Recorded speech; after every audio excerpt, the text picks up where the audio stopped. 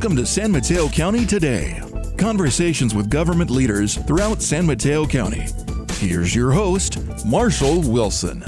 Welcome to San Mateo County Today. I'm your host, Marshall Wilson. We have a great program for you. We're going to have the mayors of the City of Good Living and the Industrial City both on the show today. That's right, Mayor Robert Grassilli of the City of San Carlos and Mayor Pradeep Gupta of the City of South San Francisco. We'll be right back. Welcome to San Mateo County Today. I'm Marshall Wilson. I'm joined now by the Mayor of the City of Good Living, that's the City of San Carlos, Robert Grassilli. Robert, thanks for joining us today. Sure, Marshall. Great to be here. A lot going on in San Carlos, a lot of development going on in the El Camino corridor, along Laurel, the main downtown section. Tell us what's going on and what we can expect to see in the future. Sure. Well, one of the biggest projects is, of course, the 200 apartment units that are being built along the El Camino Real. That's Samtrans property, and they're leasing it to Legacy Partners, and they're going to build 200 apartments there.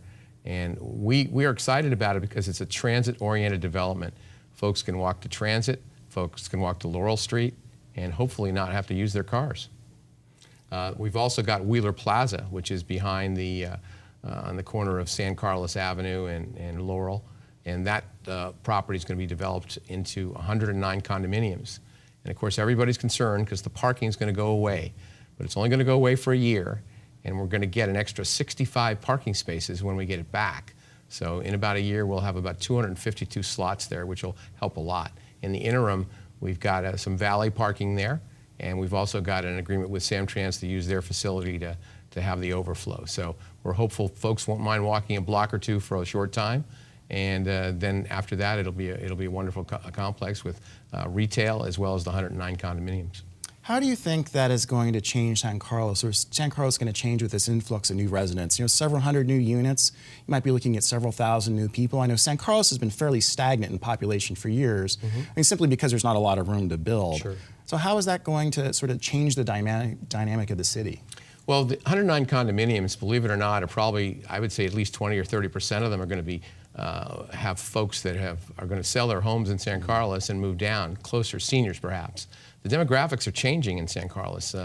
I was born in San Francisco, and San Carlos was a sleepy little town down the road that didn't have a whole lot, and a lot of folks from the city moved down there in the 50s and developed it.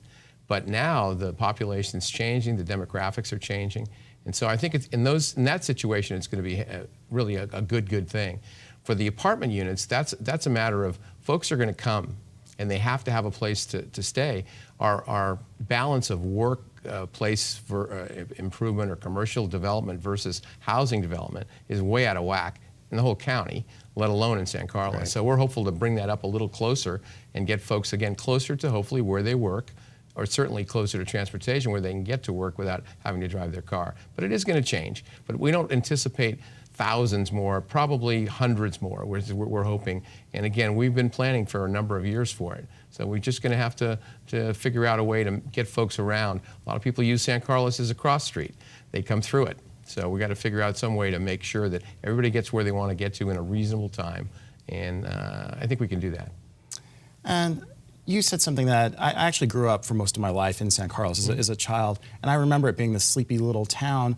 What do you think was sort of that recipe for success for San Carlos? And now that the housing prices are high, you have a lot of development here, people really want to live in San Carlos. What has been that sort of magic dust that occurred? Well, a few things. Number one, we have a terrific downtown. We have a downtown that parallels the El Camino Real. So we're very fortunate in that sense. Some of the cities around us don't have that. Like Belmont doesn't have a real downtown. They're a great city, but unfortunately they don't have that real downtown. Secondly, we're right in the middle, as I call it, of Silicon Valley. We're halfway between San Jose and San Francisco. And people finally woke up to the fact that, hey, if I live here, I can go either direction, and it takes a reasonable amount of time, hopefully at certain hours. Now, of course, it's a lot more difficult, but we have the train and get up to Millbrae, you can take the BART and so on like that. But I think that's part of it. And of course, we live in the peninsula, which has always been a desirable place to live. So I think folks just, all of a sudden woke up and said, wow, instead of going across a bridge to somewhere, we can be on the peninsula and still get around and have a beautiful house and great schools. The other part of it is great schools. And again, I'm not on the school board, but I'll tout them. We have great schools with great teachers, and that really drives a lot of people coming here. Yeah. go Carlmont High School. It's in Belmont, but a lot of San Carlos kids go there. Still, that's why they call it Carlmont, right? Right. And also, the City Council recently voted that San Carlos is a welcoming city. Tell us, what does that mean that San Carlos is a welcoming city? Especially in the national political scene here. Well, we've always been a welcoming city. It's in our values that we developed even before this last 2 years election cycle. We had it in our values. We always felt that we were a tolerant, welcoming city. Whoever you are, you're welcome here. If you don't do something right, then maybe you're not so welcome here. But we take everybody at face value when they come. We're a nation of immigrants, for heaven's sakes. None of us, except unless you have American Indian heritage, were born here, or should I say, started here. And I know my parents came from Italy, and folks came from all over the world to come to the United States. And I think we're just a microcosm of that here in the peninsula.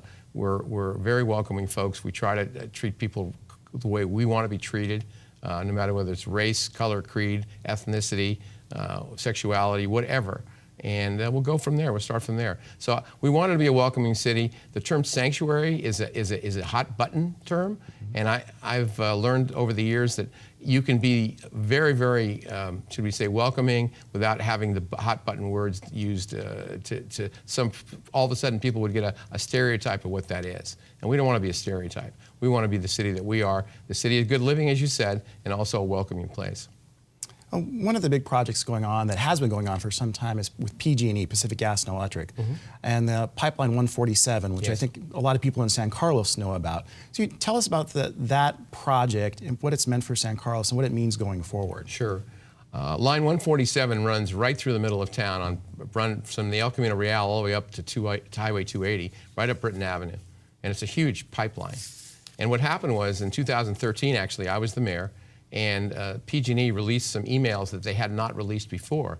And in one of those emails, one of the engineers said, well, I sure hope 147's okay, because it could be another San Bruno.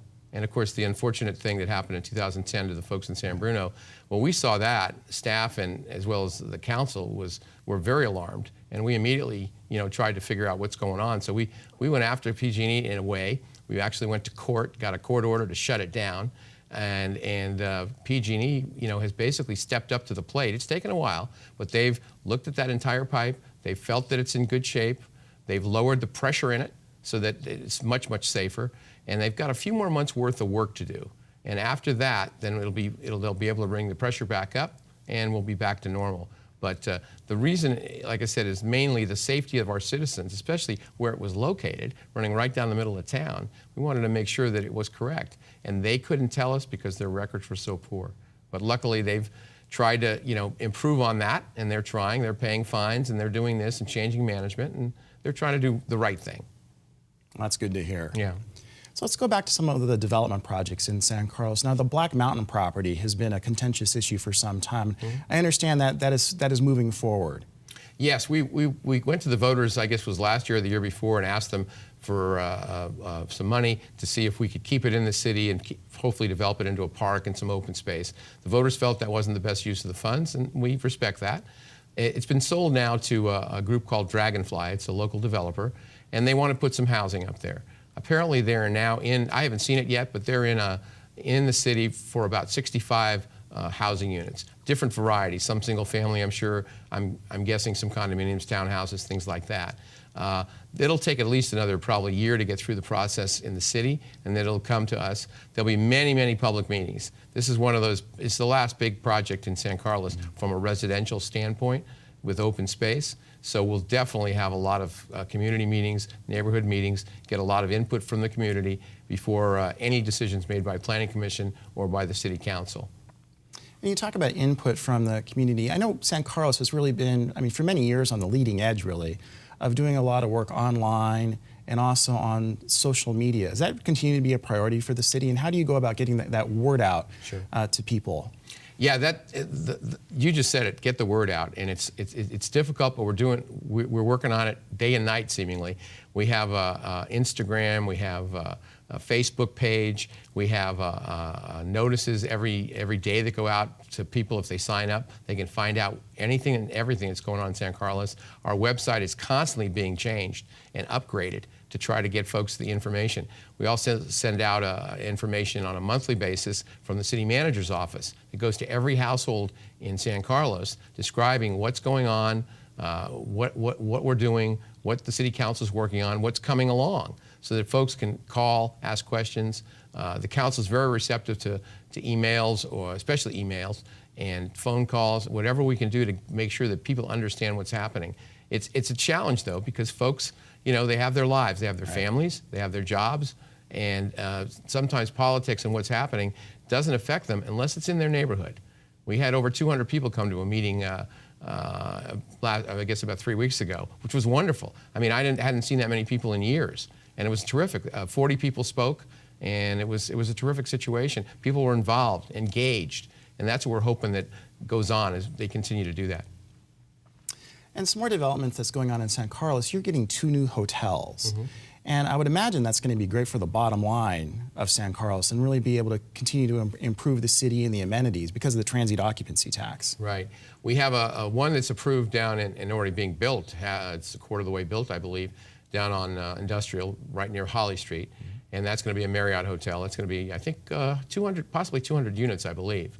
Then there's one up on El Camino Real at the northern end of the city, across from the shopping center, that's the CVS shopping center, a hotel that's there now, and they want to put a Hyatt hotel there with 104 units, I believe.